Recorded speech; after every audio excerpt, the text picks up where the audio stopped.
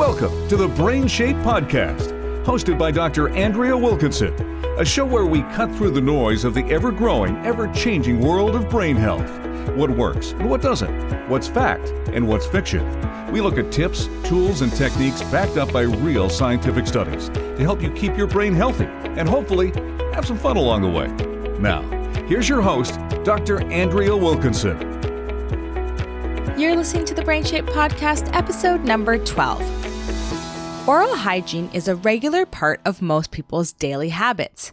But did you know that oral health, such as brushing your teeth daily and visiting your dentist regularly, is related to many health outcomes, including cardiovascular disease, diabetes, depression, quality of life, and even your mental functions?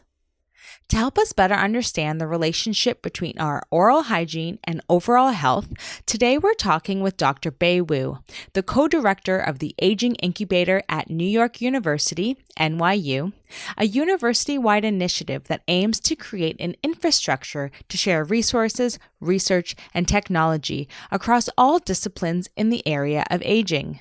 Additionally, Dr. Wu holds the positions of Dean's Professor in Global Health and Director of Global Health and Aging Research at the NYU Rory Meyers College of Nursing. She's also the Director of Research at the Hartford Institute for Geriatric Nursing at NYU and an affiliated professor in the Ashman Department of Periodontology and Implant Dentistry. Dr. Wu's knowledge about oral health and healthy aging is unparalleled. Here we go. Here's Dr. Bei Wu. Hi, Dr. Wu. Thank you so much for joining me on the podcast today. Thank you. So I'm wondering if you can maybe start off by telling the listeners a little bit about yourself and your history and how it is that you got interested in the association between oral health and healthy aging. Well, I'm a professor at NYU Rory Meyers College of Nursing. I'm also a co-director of this newly funded NYU Aging Incubator. So I have been actually, I was trained as a gerontologist and have been as a researcher in this area for close to 30 years. So aging is certainly definitely that is my main research focus, and also particularly actually focus on healthy aging. Because as we know that people are living longer and the aging population increases around the globe. So just think about this, you have this increasing number of aging population, and this is basically unprecedented in human history. Then the next question is, geez, how are we going to deal with this, the challenge of this? So one important question is really how we should actually add life to years, in addition to actually adding years to life, which means that how can we do to promote healthy aging in our population, not only among our older adults, but also our children and the adult population. Because actually, fundamentally, aging is a lifelong process. So we should start actually living in a healthy life across the lifespan. So think about actually why I'm interested in. I have been kind of conducting oral health related research for the past 15 years, or actually 16, actually more than that, 17 years ago. So when I got into this kind of field and look into this area, there's so many kind of areas that was certainly oral health is understudied. That was for sure. So, and also my research interest also has been actually in terms of cognitive impairment and dementia related. So I was thinking, how about actually like link this kind of, think about how, what is the kind of status, oral health status among those individuals with cognitive impairment, individuals with dementia. So that's how I got actually started and writing my first NIH grant application is related to the relationship between and oral health and cognitive function among older adults. That was my first a grant application to NIH. That's how I got interested in this area Then I kind of keep writing proposals one after another, and have done a lot of research in this area, looking at oral health disparities, look at the oral health in relationship with cognitive function, oral health also in relationship with diabetes. So, and oral health with like social support, depression, and oral health among older adults. So these are kind of areas that I'm particularly interested in. Very, very interesting. So I'm wondering if we could maybe start more broadly with the research that you've sort of done or read about. So what has sort of come out in terms of the links between oral health and a person's overall well-being? Yes. So if you think about this, particularly in recent years, there's an increasing studies, increasing evidence suggests that oral health has an impact on individuals' quality of life.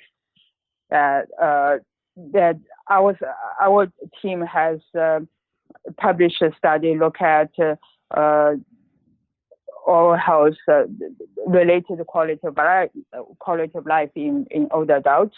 So there's some correlation that in that area, and oral health has impact on nutrition, social interactions, as well as actually mental health, particularly in the area of depressive symptoms, and the physical health, including kind of cardiovascular disease and the diabetes. So one study actually conducted in Europe and found that individuals with a higher number of tooth loss, actually the risk of death actually was much higher. So our team actually published a study, it was last year actually, found that tooth loss is also related to onset of physical limitations, so the physical disability. So having said that we also need to be cautious about these findings that look at the relationship between oral health and the overall general health status, and also in terms of systemic diseases. Because most of these findings published so far, have been conducted using cross-sectional data. So the evidence so far that we just have to kind of be cautious and say these are associations, not actually causal relationship. Right. Because there's very few actually studies look at actually a clinical trial. So, and also not many studies actually using longitudinal data. So that need to be, but certainly the field is more evidence looking at these kind of relationship, but still by large actually are associations. Right. But I mean, also realistically, in terms of conducting research, it would be hard to do a clinical trial on, tooth loss and looking at causation, because you can't pre-assign someone and say you're going to be the group that experiences tooth loss and you're going to be the group that doesn't. So you can't experimentally control for that. So some of the best options that we have right now, I'm assuming, is to look at these associations. Correct. But also, actually, when you look at, we do need to actually conduct more and more kind of using longitudinal data. Yeah. Because longitudinal data will add more and look at predictors instead of just kind of factors. For any listeners who are wondering, a longitudinal study is a study that follows people over time. And so someone maybe in their 30s has not experienced tooth loss or diabetes, and then over time they might develop a disease or experience tooth loss. And then you look at how that is contributing to their oral health experience. Right, exactly. For longitudinal studies, for example, follow the same individuals over a less period of time. For example, for older adults, if you follow them start from age 60, then you follow them and to look at what their oral health status in the next 10 years or 15 years.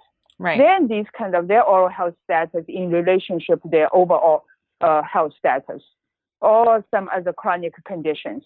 So that kind of data would be more powerful than just look at kind of just one-time shot, right? So that kind of snapshot of the relationship. So that would be something more powerful. Mm-hmm. And so do you have any thoughts on what's driving some of these associations? So for example, the results that show that people that are more depressed have lower oral health. So what do you think is actually driving that finding? I know we can't infer causation at this moment because of the type of research that's being done to date, but are there some sort of thoughts about what the drivers might be? Right. So think about actually fundamentally, when you look at the oral health status, how this affects that from prevention perspective. We're not talking about genetic, etc., biological, but from prevention perspective, from public health perspective, this is very much related to individuals' oral hygiene, right? Right. So and also regular dental visit. Right.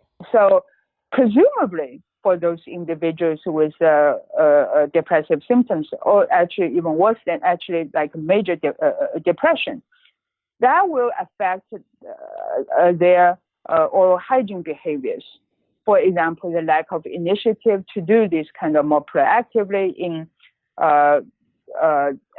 maintain their good oral hygiene. Okay, that makes sense. Right, and also potentially maybe actually forego their regular dental visit. Right. That actually can potentially have some impact on that. Right. So if someone is experiencing depression or diagnosed with depression, they might be less likely to go to their regular dentist visits or engage in regular oral hygiene, so brushing their teeth and flossing every day. Right, like take initiative to actually do, maintain their kind of oral hygiene, for example. And then what would maybe be an example or for a driver or contributing factor for the diabetes relationship? So if you think about actually oral health and between diabetes and dental hygiene or oral health, there's actually potentially bidirectional. Mm-hmm. So adults with diabetes may actually, evidence suggests that, from our study published in 2015, find that for diabetes, using actually 40 years of the data that look at national national representative survey, we found that actually adults with diabetes have twofold higher risk for tooth loss than adults who do not have diabetes. Okay, so people with diabetes have a 2 times greater risk of tooth loss than people without diabetes. Right. So studies actually have indicated there's kind of a two-way relationship between diabetes and periodontitis, like gum disease. Okay. So potentially think about this is that diabetes can increase the risk of having periodontal disease, which can cause tooth loss, and the periodontal disease can complicate the control of diabetes in persons with diabetes. Right. Like for example, oral health problems can directly increase the risk for their poor glycemia control, and may complicate overall management of diabetes. So this kind of the increases systemic inflammation that actually, because periodontitis can increase the level of inflammation. So this increase of systemic inflammation that from periodontal disease related kind of local inflammatory and bacterial burden can provide actually biological possibility for the effect of periodontal disease on diabetes. Okay, so people with diabetes have increased inflammation in their gums, which might be driving their tooth loss. Right. So research has also shown that there's an increased prevalence of periodontal periodontitis among individuals with diabetes. Right. So there's adding to the list of actually diabetes complications.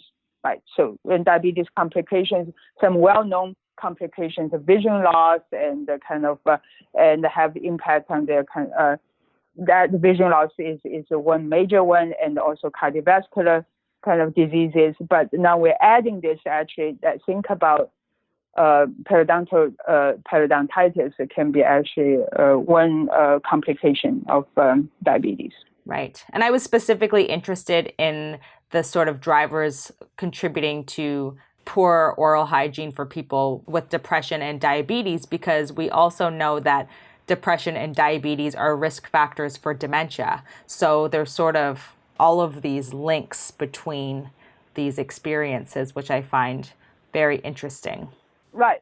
Because actually you think about this, we think about health, we need to think about a holistic point of view. Because there's so many connections between oral health, diabetes, cardiovascular disease, and cognitive impairment. Because diabetes, there's actually more kind of evidence suggests that diabetes is related to cognitive impairment. And the cardiovascular disease is related to cognitive impairment. Individuals having stroke, you have double or triple kind of a high risk of developing dementia later on. So, but then you also show this increasing evidence suggests that oral health in relationship with diabetes and the cardiovascular diseases. Right. Then in our group, and particularly look into this oral health in relationship with cognitive impairment. So we're trying to kind of tease out kind of pathways in this kind of relationship. Right. And could you maybe share with the listeners a little bit about the research that you've done looking at the association between oral health and cognitive functioning or mental functioning in older adults? Yes, actually, we start looking into these areas 15 years ago, literally. In that time, actually, there's very few studies were conducted. But when was one study we published in 2007, look at actually 2008, look at cognitive function and oral health among individuals with age 60 and above, regardless of whether they have dementia or not. It's all community drawing older adults across the spectrum of cognitive function. So at that point we found, and also we use this National Health and Nutrition Examination Survey, which is the only study conducted in the United States actually have the data from clinical examination. Oh. That's the only study. So that's why we were able to look at their actual clinical assessment of their tooth loss, like number of teeth lost and periodontitis. So we found, very interestingly, that individuals, their cognitive function and their level in oral health, it's almost like a linear relationship. Okay, a linear relationship meaning a straight line. Right, straight line. So for those individuals who have a higher level of cognitive function, their oral health was also better. Right. So think about this is just a general population, older adult general population. So the higher their cognitive function, they have a lower number of teeth lost. Right. So, and also lower proportion of periodontitis.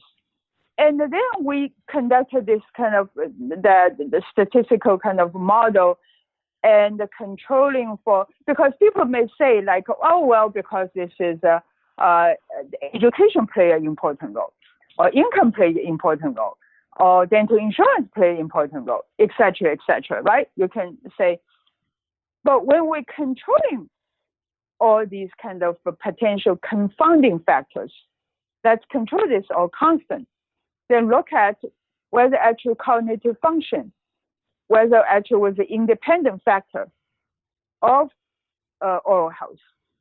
So we found that oral health, cognitive function, the level of cognitive function was a significant factor related to oral health status, both in terms of number of teeth lost, as well as actually the proportion of those their sites that have periodontal disease. Right. And so that was irrespective of socioeconomic status or level of education. Correct. And the income, education, insurance all controlled. Right. So that means, right, so the independent kind of relationship. So we also conducted another study using very similar approach. Look at their oral health cognitive function in relationship to their regular dental visit, to look at whether these individuals have kind of a frequent regular dental visit. We also found this kind of a direct association for those individuals who have a higher level of cognitive function. They also actually are more likely to be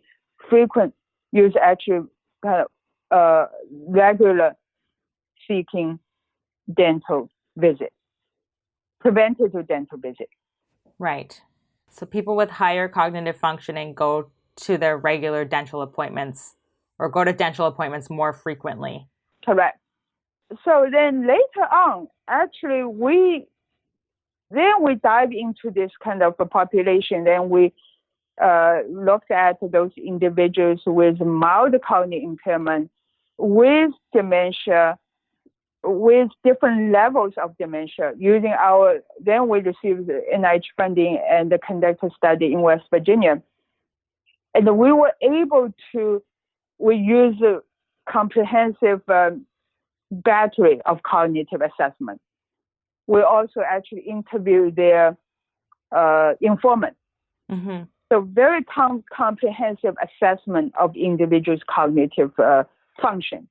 So we're able to make some diagnosis of the individual's cognitive function, as well as their dental, as well as clinical assessment of their oral health. This is actually reinforcing the message is that when we look at those individuals because if we want to, actually at that point I was thinking about developing interventions, but which stage to intervene? Right. Because you look at individuals' kind of cognitive decline, and individuals that as they get older, their cognitive function is going to decline. But what about their oral health status? And what is the critical stage to intervene? So that's how that study actually looking at kind of epidemiological study, look at how individuals at different levels of their cognitive function that in relationship with their their oral health. So we found, interestingly, individuals at the mild cognitive impairment stage and individuals at mild dementia, and particularly actually at their mild cognitive impairment stage, their oral hygiene has already actually significantly worse than those individuals with normal cognitive function. Oh. Yeah. So that's actually built the foundation for our current clinical trial. We are conducting a clinical trial right now. But we have done a lot of kind of foundational work to think about how we can actually improve oral health for persons with cognitive impairment. But then really we need to know to generate kind of evidence to suggest that to think about what stage to intervene. So then we found actually, wow, those individuals at early stages of cognitive impairment, their actually oral hygiene has started to decline. And how are you defining oral hygiene in this case? Oral hygiene is the frequency of their brushing and the quality of their brushing. So we use clinical evaluation to evaluate their quality of oral hygiene using to look at their plaques, right? Look at kind of gingival bleeding, these kind of indices.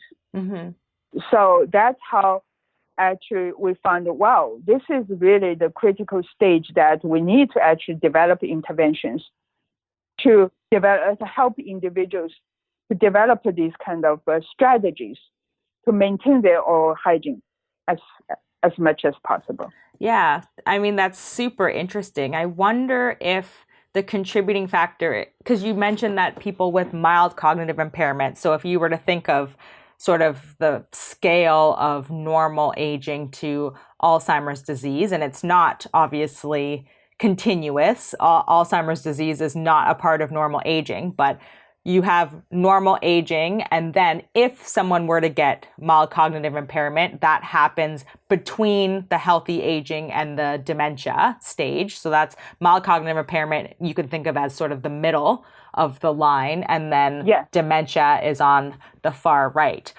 So just in case people wanted a visual of that. And so I'm wondering if there's something about the mild cognitive impairment where people are starting to lose a little bit of function and memory, if that's actually driving the difficulties when it comes to brushing their teeth. Because you think of brushing your teeth as sort of a procedural memory, so it shouldn't be sort of forgotten necessarily. If you think about what memory is affected in mild cognitive impairment and dementia, it's not often procedural memory, which is our memory for sort of behaviors. They're these automatic processes that we engage in without conscious thought, really, and those are shown to last in dementia, actually, one of the types of memory that is sustained. So it's really interesting to see that this ability for proper brushing seems to be declining. And so I wonder if it has to do with the forgetting of the process or like a lack of interest in it, or what do you think is contributing to that? Yeah, we think actually it is related, as you're absolutely right, because brushing is a habitual behavior. Right.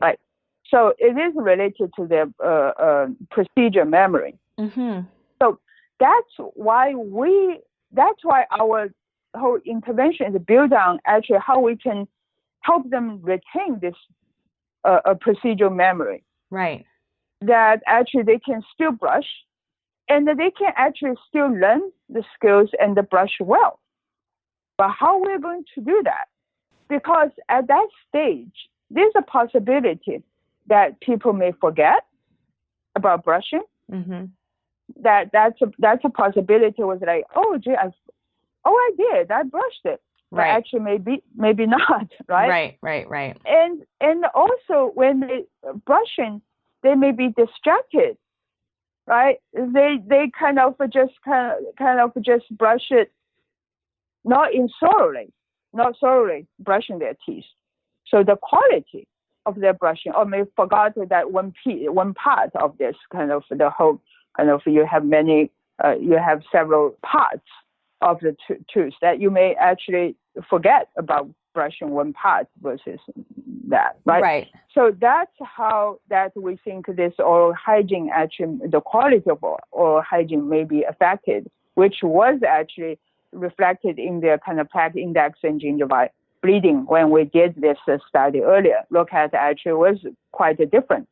Okay, so that makes a lot of sense because we know that as mild cognitive impairment and dementia, as it progresses, the type of memory that's impaired is something called episodic memory. So that's our memory for events. So if I were to ask you, what did you have for breakfast this morning? You might not be able to accurately tell me, but the actual act of putting a fork in a pile of mashed potatoes and putting it to your mouth. That's the procedural memory part. And so someone might have not remember if they actually did the brushing or not, but the act of brushing, that ability remains. Yes. Right. Exactly. Okay. Right. You explained this very well. Yep. No, I just wanted, that makes a lot of sense. And I was at a conference a couple years ago and they talked about cognitive abilities being affected by, I think they were talking about flossing specifically. And I'm just wondering if you had any thoughts on what could be contributing to this association for cognitive impairment generally, or cognitive decline and oral hygiene, if it has anything to do with blood flow or what could be contributing to that association. Because I thought that it could potentially have to do with blood flow, but I might be totally wrong in that. Right. We can actually speculate to several kind of pathways in that. So one is potentially think about, as we said, that the impact of oral hygiene, that those individuals actually may forget brushing their teeth, but then actually you will build up a plaque and potentially develop a periodontitis. But then actually this is the inflammation buildup. Right. So this is the kind of one pathway is look at inflammation. And we know that inflammation, that the high level of inflammation is related to cardiovascular disease. Right. And the stroke then potentially can cause the individuals develop kind of have actually impact their cognitive decline. And sorry, is it inflammation in their gums specifically or inflammation where? Inflammation in their gums. In their gums, okay. Right. That actually can potentially impact their cardiovascular disease. Because when you look at the relationship between periodontitis and the cardiovascular disease, this is actually the potential one important pathway is the inflammation. Right. So that's also, and also there's some other kind of theories in terms of bacteria, that bacteria may actually can be the infection that can cause bacteria to easily kind of go into your gum and through your gum to affect your brain. So, but this is another hypothesis which I haven't potentially kind of looked into yet, but I think that's maybe also a possibility.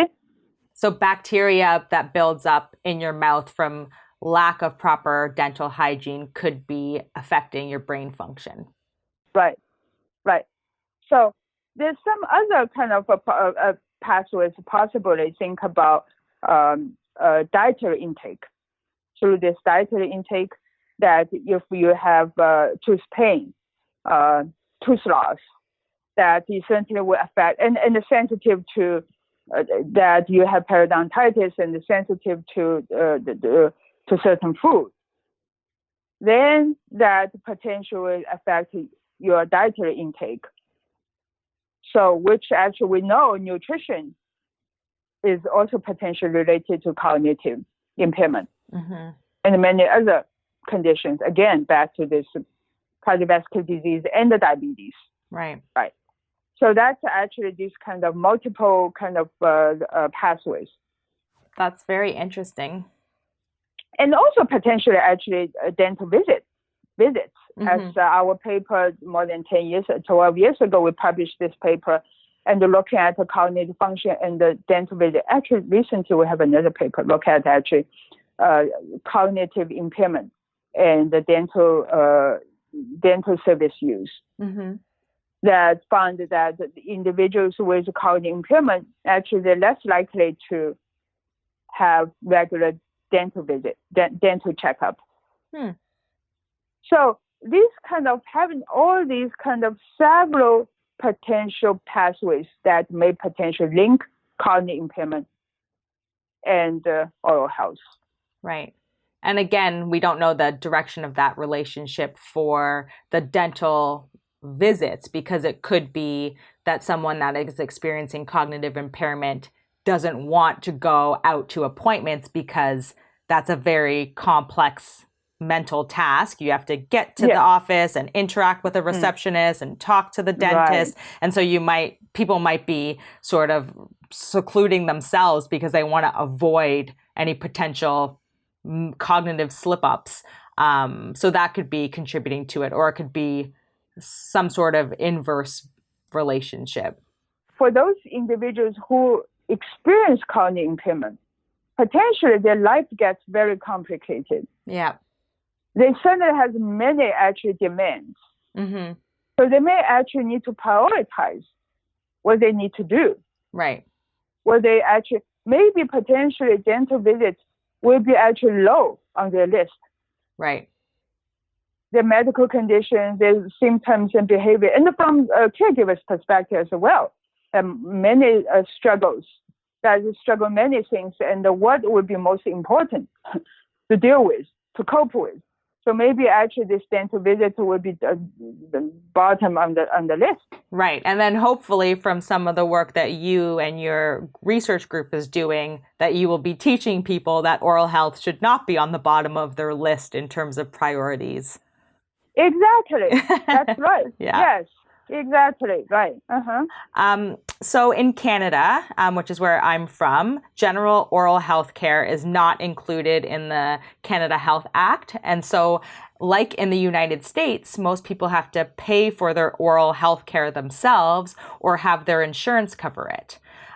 So given this relationship that you've so eloquently described between oral health and healthy aging, what changes do you think would be beneficial to make so that we can ensure that everyone is getting the health care that they need? Absolutely. This is something I'm very passionate about. So what we need to do and what we are doing is to generate more evidence, to look at and to provide more evidence to show, to demonstrate the relationship between oral health and the general health. Mm-hmm. So it would not make sense to exclude dental expenses, right? Dental costs from actually dental expenses actually not covered by medical health insurance. Because think about 20, 30 years ago. And in the United States, Medicare, for example, right? Medicare is the federal funded project that was initiated in 1965.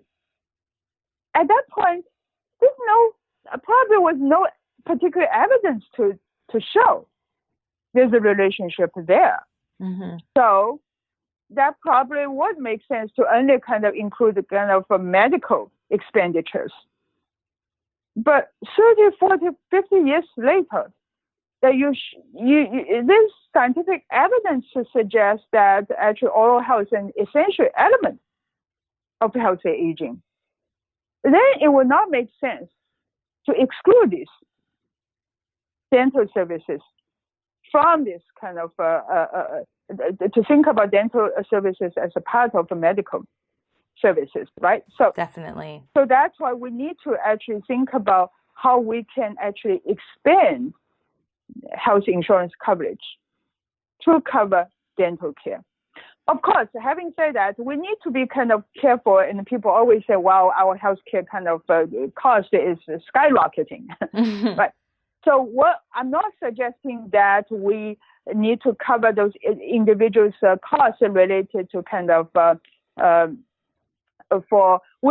only kind of advocate for those that costs for preventative care. Right. So that and the regular dental checkup. Right. So that kind of it would be more that should be actually more cost effective from prevention perspective.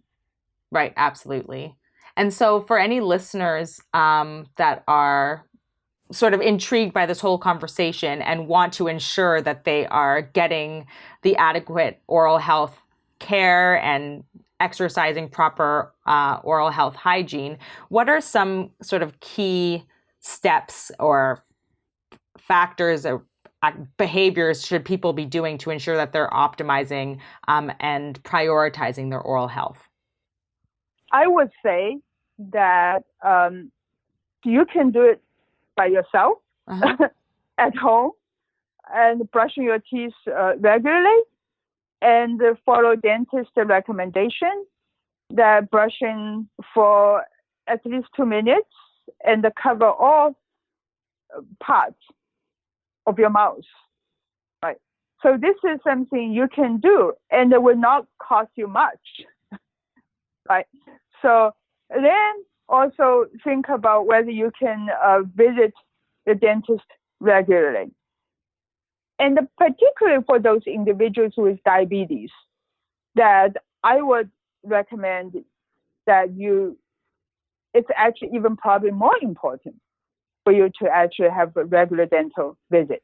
Right. Because we published one paper last year and found that actually, sadly speaking, for those individuals with diabetes, actually they have a much lower frequency of visit dentists than those no diabetes. Oh, wow. Right. So actually, to me, it's the opposite. They should actually have more regular dental visits. Right. Exactly. And what's a regular dental visit to you? Is it every 6 months or once a year? Because I know in Canada, it's often suggested that we go every 6 months.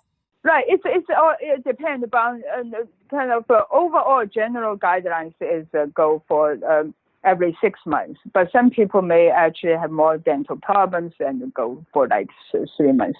Right. Right. And if you cannot afford annual visits, hopefully that you can do it.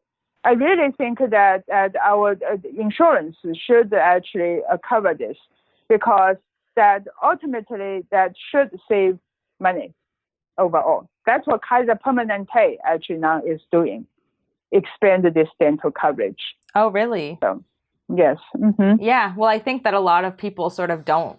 I guess maybe it's insurance companies or, I don't know, government level policy makers. They don't think about the long-term impact. So it's like today we're going to save, $5 billion by not including dental care in policy or in health coverage. But then in the long run, the health issues that arise from poor dental hygiene will far exceed a $5 billion price tag. Right. Healthcare overall. Right. And think about this, like Japan and some European models. They already set good example for us to learn from. Japan has the longest life expectancy. Japanese, they have dental and medical insurance, universal, and they are doing much better. Oh, I actually didn't know that. I knew that they had the longest lifespan and people were living till a lot older than they were in other parts of the world in Japan. But I didn't know that they also had universal dental health coverage. Right. Yeah. Probably not a coincidence. Exactly. Yeah. So thank you so much, Dr. Wu, for your time and sharing your expertise about the importance of dental hygiene for overall health and cognitive health and general wellness among older adults. I think it's such an important topic, and I really don't think that enough people know about the importance and the impact that oral health care can have on their overall health of their brains and their bodies as they age. So I really appreciate you taking the time to enlighten us. And if any listeners wanted to learn more about you, where is the best place that they can go to find out more about you and the work that you're doing? There's a wonderful place called the internet, right? So if you do a Google search, NYU Bei Wu, my name pop up right there. Okay. If you want to think about, there's a web address is www.nyu.edu/aging, and my website is there. So it's quite easily accessible with all this information online. And also thank you for reaching out to me and share my enthusiasm towards improving oral health for adult population. I really appreciate it. It was so insightful and informative. So thank you so much for your time. Have a great day. Thank you. Thank you. You too. Bye-bye. Bye-bye. To learn more about the work that Dr. Bei Wu is doing on oral health and healthy aging at NYU, you can visit their website. I'll put the link in the show notes page. If you missed any of this, you can dive into the show notes for this episode and all past episodes at www.brainshape.ca/podcast.